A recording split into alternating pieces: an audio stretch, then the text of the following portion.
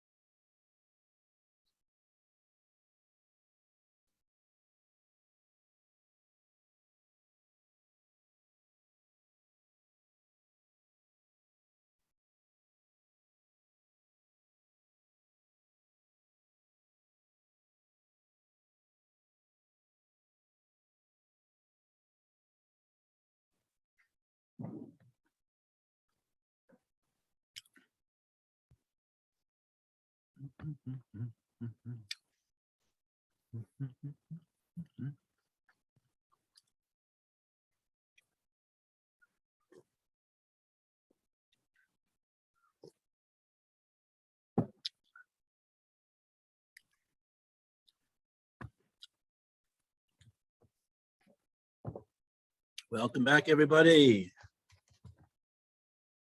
We're ready for Bava Kama.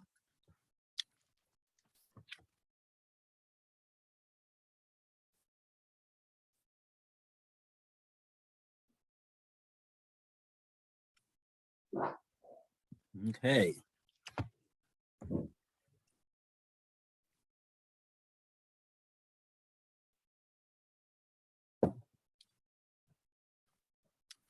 So let's see. Now we have to remember what we did. Let's see. Today's Sunday. We got Shabbos, Erev Shabbos, Yom Hamishi.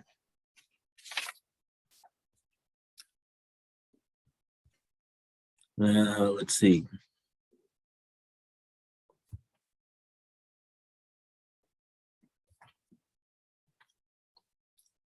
We'll have to ask everybody where you want to start from today. The main question being, have we finished with this statement of Rava?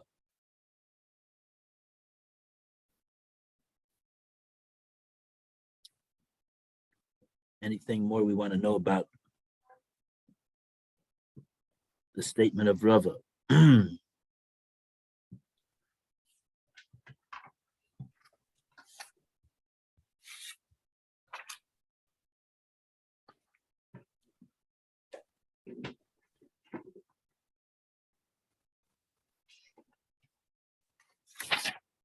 I think we actually, we finished Rava. Maybe we'll start from the Gemora after Rava. Yeah. This Gemora needs some elucidation.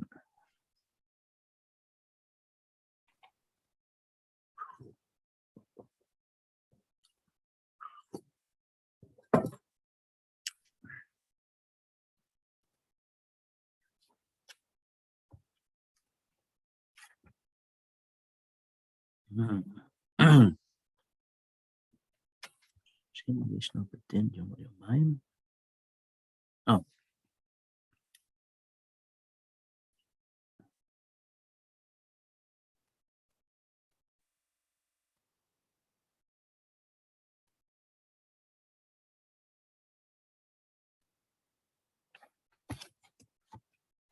Where did we finish? I found that on the 27th, it fit the top of 98.1.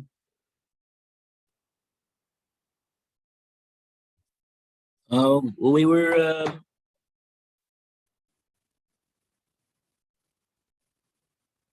we are at the top of 90A, right? Yeah. And we finished. Who's calling?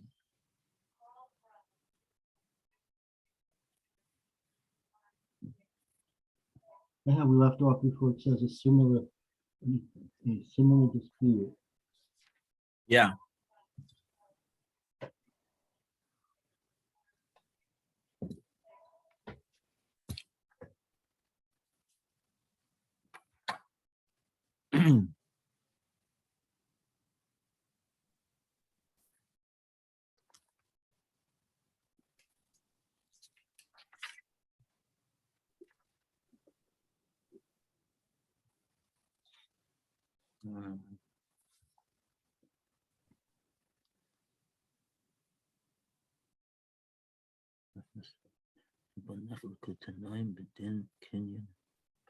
Okay.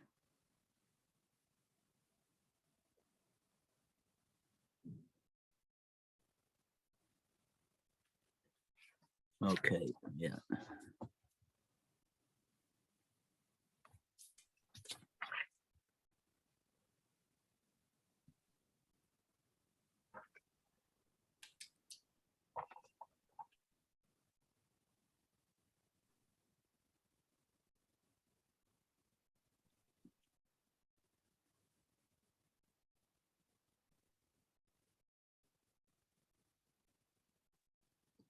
Okay, it's a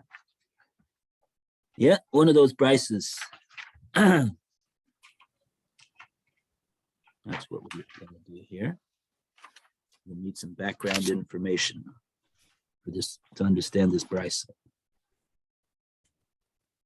Hi, Roy. Good morning, Roy. Welcome back. Thank you. Thank you. Okay, so we're on the second line from the top on 90A. Lema, the Rava Tanoihi. Okay. Gemora now suggests the fourth suggestion about, oh, actually, no, let's take that back. Let's cross out those words. That's not what the Gemora is doing. The Gemora, in other words, up until now, has presented a number of different ways of explaining dispute that we had between the two brises, whether the wife knocking out the tooth of the Eved will set the Eved free. And the other brises says, no, she won't. So there was a dispute in the brises, and we explained different explanations of what they're arguing about these two brises. And it involved, the last explanation involved saying that they're arguing over the din of Rava.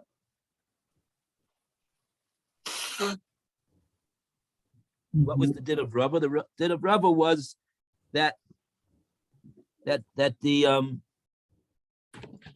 there's three things that break the lien that a creditor has on an asset that was designated as a apoteki, the property that is set aside by the borrower that owes the money to the creditor, that the creditor can take this asset in the event that the debtor doesn't make good on the obligation. Okay. And so one of those things was, Rava said that the shikhr, the emancipation of the slave, was made an apoteki. He was designated to be as a payment, that an asset that the creditor could take to pay back the obligation.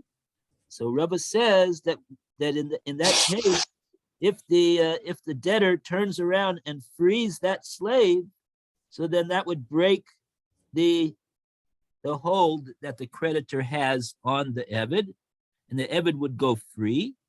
He would not be required to be a slave to the creditor, and that the creditor will have to get his obligation satisfied from some other asset of the debtor.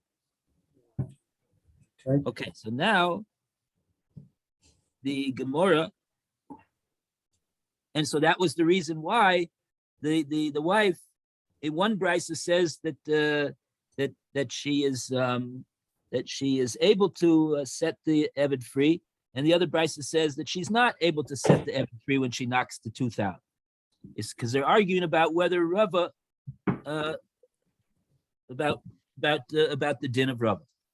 Now, the Gemora is going to continue. We're going to have to remember what the Rava says in the next brisa, because the Gemora over here is going to bring this brisa that we're going to see that Rava also applies in this brisa too. Okay, so that's all right. Let's, without further ado, let's read the words of the brisa. What is the brisa talking about? Lema.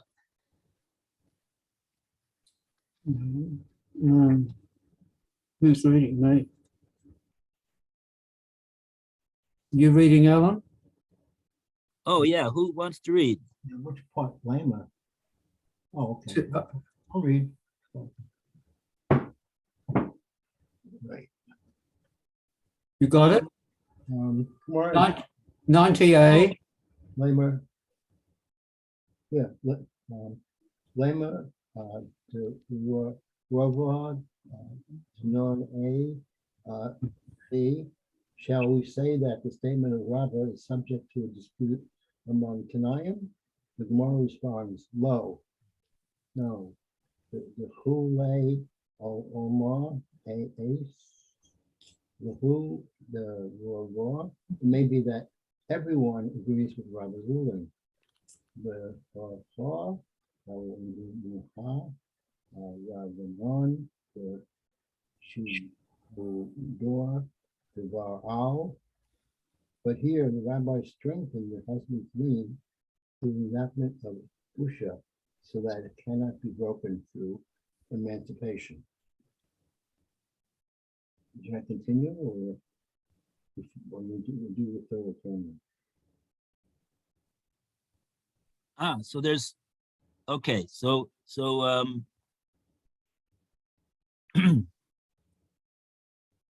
Okay, so what the Gemara's made a suggestion that our two brises are arguing in whether the din of Rava applies to the case, whether do they agree with Rava or not, and then the Gemara answers no, it's not. That's not correct. Kuli alma isluhu de Rava. Both brises hold from Rava that shichrur, the emancipation of the slave, would uproot and undo the lien that the creditor has on the eved. But so there, v'hacha almu rabbanu l'shibuda the baal, and here the rabbanan strengthened the hold that he's got on the eved. Ibois ema the kuli alma leislahu lahani tanoi to kanas usha. V'hacha b'kinyan Paris k'kinyan aguf dami. Come if ligi. Oh, and at the end of the day, they're saying that an alternative answer would be to explain these two brises is to say that they're simply arguing about whether kinyan Paris is kinyan aguf. The one that says that the wife, when she knocks out the tooth of the eved goes free. That brisa holds that kinyan Paris, the hold that the husband has on the eved, the right to the labor, does not amount to a kinyan aguf, and therefore the wife would, knocking out the tooth, would send the eved free. She's the sole owner, undisputed owner of the body of the eved. So therefore, when she knocks out the tooth, the eved goes free. The other brisa that says the eved does not go free, they hold kinyan Paris is kinyan aguf. They hold that no, the husband, when he owns the right to receive the profits of the eved, the work of the eved, that amounts to an interest in the eved himself, and as such, there's two people that own the eved, and so therefore, if one of them would knock out the tooth, that would not set the eved free, because it has to be that the person that sets the eved free, he's the sole owner of the eved. Okay, so they're arguing therefore about whether the kinyan Paris is kinyan aguf dummy or not. And now we come to our price that we are going to discuss today, Be'ez Hashem. The Gemara says upaplukta dahani tanoi. And that, okay, so we'll read from there now. We will read from there. Yes. So this, you see where this is? 1, 2, 3, 4, 5, 6, 7 lines down from the top first word in the line. Very convenient. Upaplukta. Roy, would you like to continue? Okay. Uva ukap luch uvi prelukta dahane Tana, and they disagree about the same issue, that is a dispute in the following Tanaim. Tanya, for it was taught in a Baraisa, if one sells his Canaanite slave to another, upasak amo al manas sheyesham shenu shalashim at yom, and the seller stipulates with the buyer that the slave should continue to serve him for 30 days. So he sells the slave, but not for 30 days that the sale become effective. Rabbi Meir says, Rishon Yishanu Bedin Yom or Yomim. The first one, that's the original owner, is subject to the rule of a day or two if he should strike the slave and cause his death. Bipnei Shahu Takatav, because the slave is still under his authority. Is it, does it go on?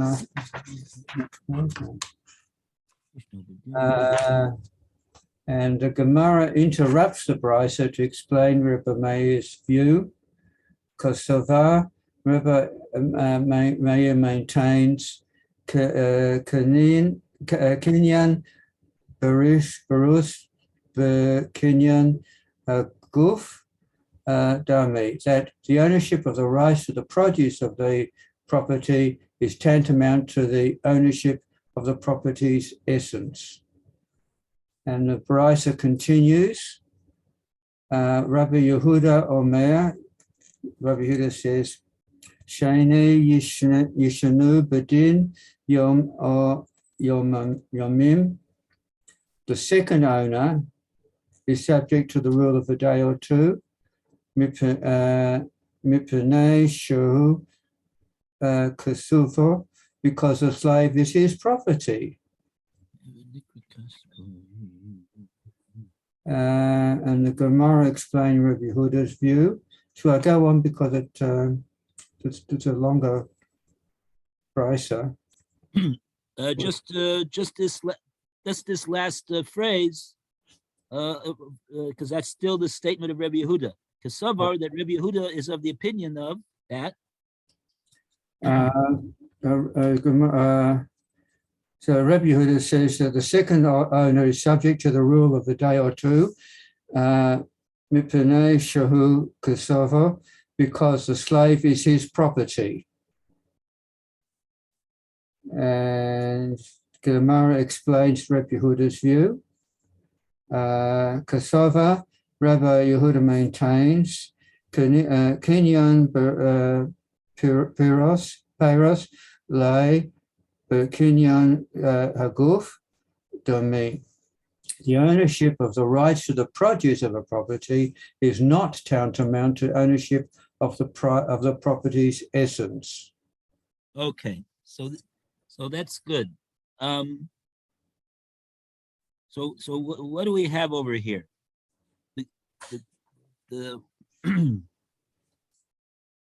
We have over here a machloikes, a dispute between Rebbe Meir and Rebbe Yehuda, that it states explicitly that these two Tanoim are arguing about this very principle that we were wondering what was the din about. We were wondering what's the din in the case of the husband who has the right to receive the work of the eved that the wife brings into the marriage.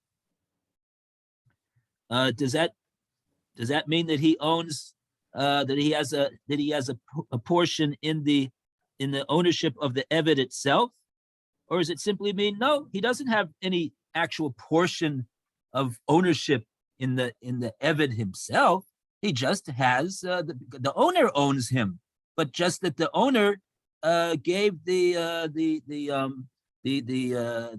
gave him the right to work his eved. That's all.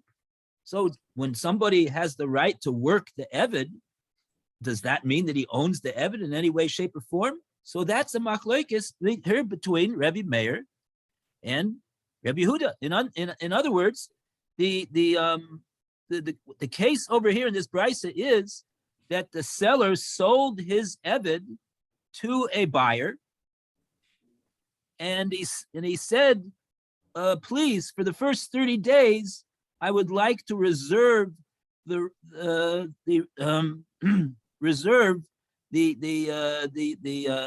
right to work the eved, that the eved will work for me. Okay, so essentially, on the face of it, does who would you say owns this eved? The buyer or the seller? Both own a bit. I would, if you ask me, I would say the buyer owns the eved 100%. It's just that the It's just that the seller, he reserved the right to work the Eved for the next 30 days. But in other words, the buyer would not be able to sell the Eved. I mean, he could sell the Eved during the next 30 days, but the one that purchased the right to own the Eved, he wouldn't be able to work him for these 30 days, because these 30 days he already gave away to the other person that sold him the Eved. But it would seem to me very clear who the owner of the actual owner of the Eved is, because I would divide up the ownership of the Eved with the right to work the Eved. But in truth, this is the machloikis between Rebbe Meir and Rebbe Yehuda. That Rebbe Meir, he says that the one who owns the right to work the Eved, he has a certain ownership right in the Eved himself. It's like it's regarded as though he owns the Eved in a certain sense. He's not the sole owner of the Eved, but he does have an ownership right of the Eved, almost like a partnership. It's not an equal partnership, but it is a certain partnership in the ownership of the Eved. That's what Rebbe Meir says, and Rebbe Yehuda says no. The seller doesn't own the Eved at all. The buyer is the one that bought the Eved, and the seller just owns the right to work the Eved. And the seller owns the right to work the Eved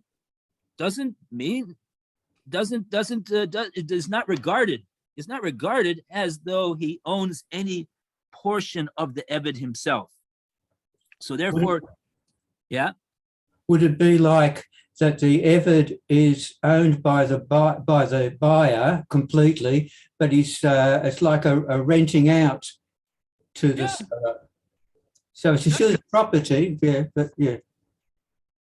Yeah, that's right. Very good. Very good. Would the person that rents the car from Hertz, he would say to Hertz, "Oh, I own the car together with you. I'm a partner in the ownership of the car." Hertz would say, "What are you talking about, buddy? This is our car. And if you do anything to it, you make one scratch over here. We're gonna have a telescopic microscope over here that's gonna take a look. And then we see there's a scratch over there. That'll be 600 shekels, sir."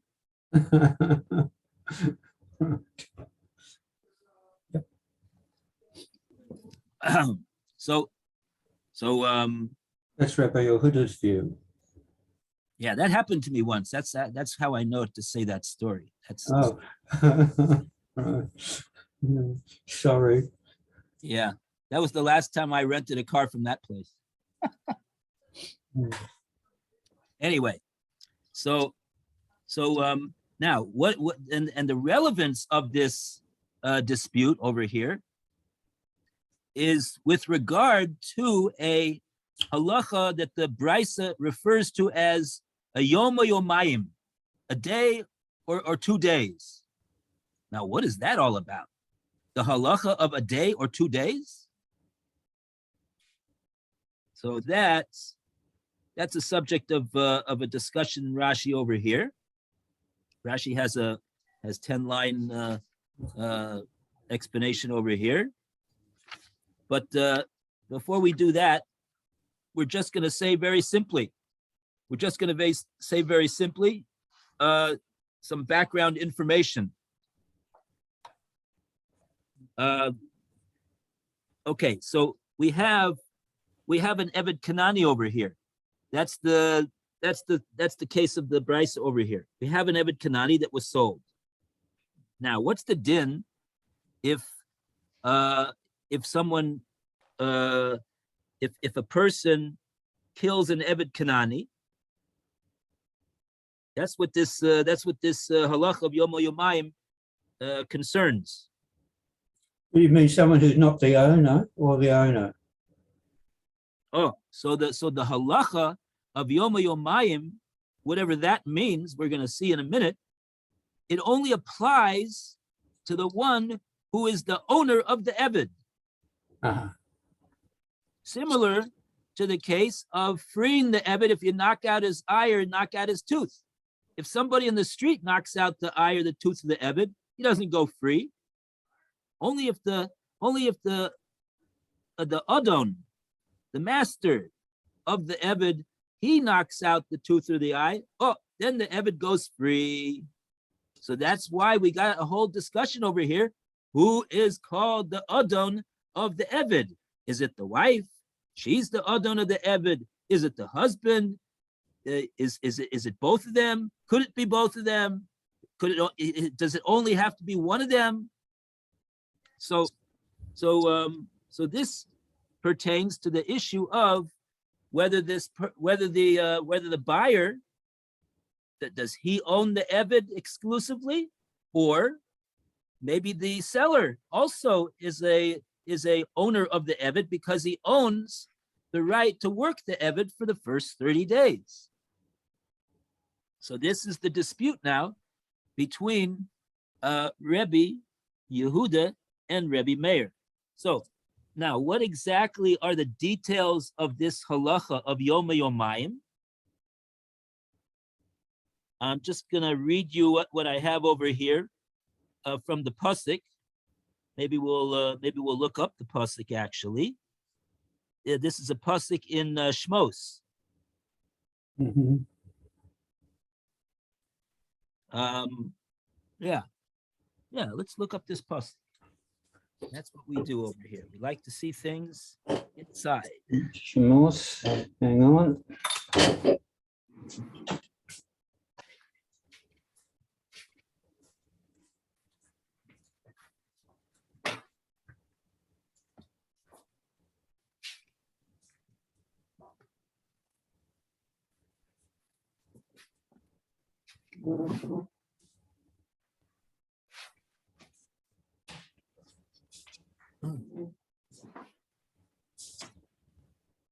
Okay. Now this pasuk can be found in Shmos Chaf Aleph. Oh, I think it was last week's parsha.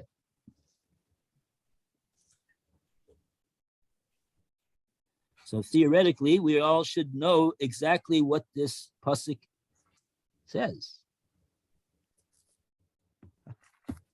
Okay, well, 20, not worry about that. 21, what? 21, and the verse is verse 20. Uh-huh. Right. Right. Okay, if you want to know the truth, we can even start from the beginning of the Aliyah. Start from Pasuk Chaf. That's the beginning of Sheni. Mhm. V'chiyake ish es abdoi, o es amosoi, bashevet. When an ish will strike his Eved, it says. So it sounds like he's the owner of the Eved. Es abdo, o es amato. So whether he's a female slave or whether a male slave, umeis, and the Eved is mace, tachas yado, under his hand, nakom yinakem. And Rashi says over there, what does that mean? Nakom yinakem. There will be a retribution for this. There'll be vengeance for it. Literally, Rashi says what that means is that the ish that did this is subject to the death penalty. Yeah, the fact that the person is an Eved Kanani, he's not a full-fledged Jew, is not going to be a reason that he's going to be able to get off over here. He's going to be Chayiv Misa. Okay. That's number one.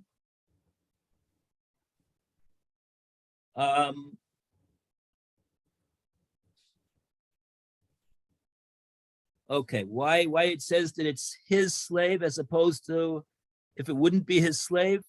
I'm not going to get into that right now.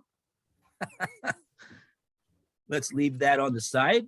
It's not our subject. We're going to go to the next pasuk, which is our subject. Ach, im yomo yomayim yamod. But if in the next day or two, the Eved that got hit with this staff, he gets up. Lo yakum kikasbohu. Lo yukam kikasbohu.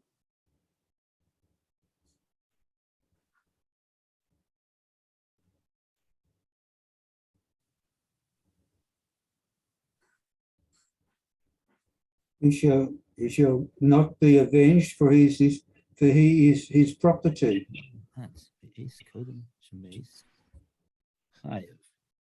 Rashi says,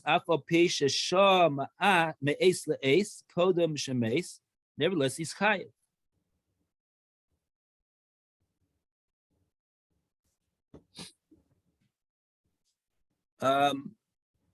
So he's also going to be, he's going to be liable in this case as well.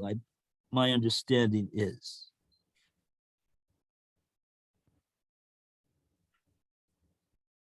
I've got here for verse 21, but if he will survive for a day or two, he shall not be avenged, for he is his property. Oh, that's the way they learn it. That's what it says in the Art Scroll translation.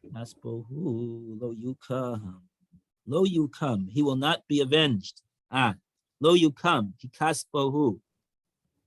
So, imal yom echad hu potter.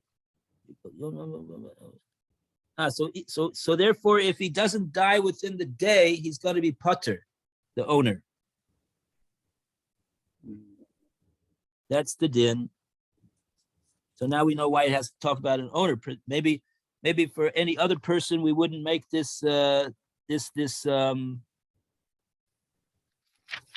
wouldn't make this leniency on the one who struck him. Okay. So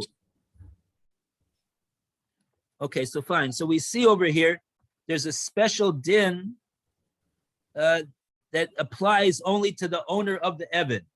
This din of Yoma Yomayim. It seems like that din would not apply to anyone else. So therefore, we have to know who is the owner of this Eved. That's the bottom line. So now that's what our Brisa is saying over here. According to Rebbe Meir, the Rishon, meaning the seller of the Eved, Yeshno bedin Yoma Yomayim. He's the one who has the din of Yoma Yomayim. Bipnei shehu taktov. Why? Because he's right now taktov, meaning he's required right now to serve this person for the next 30 days. And as such, since he's required to serve him, he has the right to his service for the next 30 days. So therefore this halacha of Yom Yomayim will apply to him, because Rebbe Meir says, Kasabar kinyan perus kikinyan aguf dami. Because Rebbe Meir is the one that holds, the one who holds the right to receive the work, productivity of this Eved is regarded as an owner of the Eved.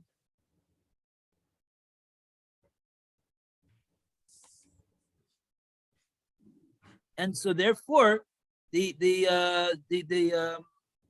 Rebbe Meir says that he'll be regarded as the person that this pasuk is talking about, who's the ish that will have this din of Yom Yomayim.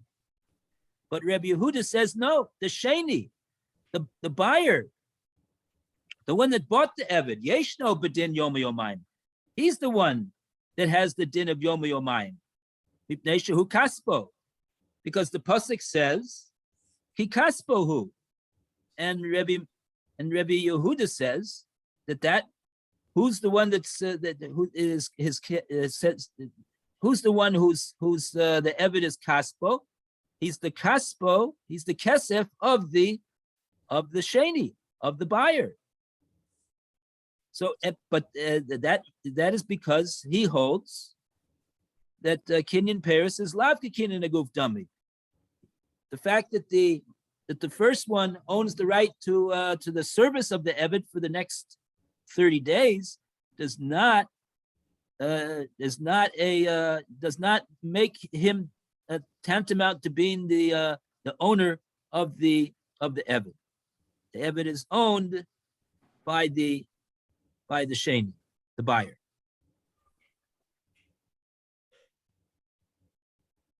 Okay. That's what we got so far. So let's see a little further. I see that we have another opinion over here, Rebbe Yossi. So now we gotta take a look at what Rebbe Yossi says. Alan, would you like to read for us Rebbe Yossi Omer? The Brisa resumes. Rabbi Yosef Omer. Rabbi Yosef says, "Shnehem this norm begin Yom O Yom Mayim." Both are subject to the rule of a day or two. Zen Mutanei Shehu Ta Tor. This one, the original owner, because the slave is under his authority, and this one, the buyer, because the slave is his property. The Gemora explains Rabbi Yosef's view. Saf, Kor, Lay, Kinyan, Peros. Rabbi Yosef is uncertain about ownership of the rights of the produce of property. Minyan, if it is tantamount to ownership of the property's essence. Minyan,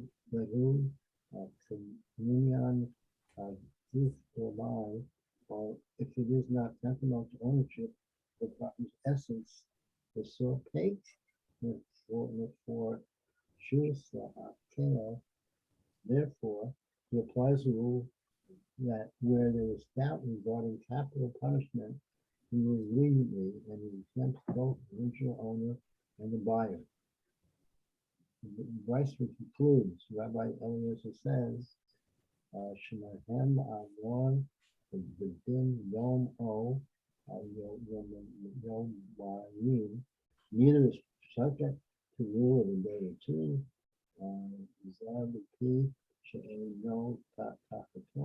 This one, the buyer, because the slave is not under his authority. And this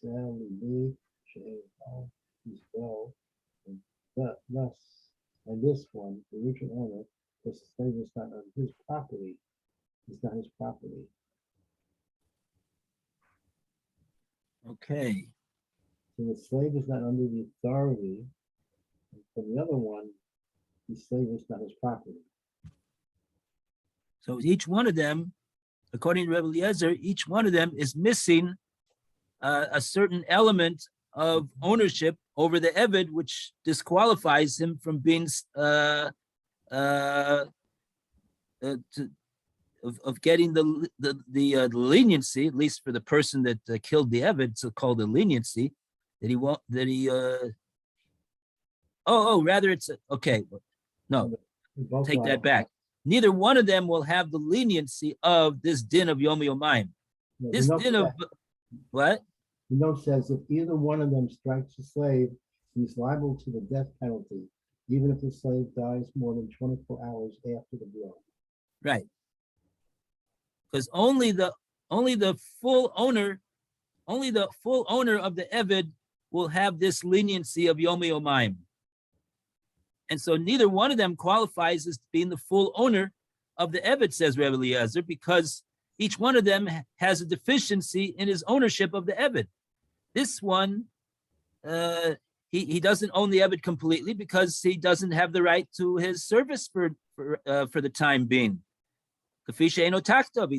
He's not required to serve him during these 30 days. So that he cannot be required. He cannot be regarded as the owner of the Eved.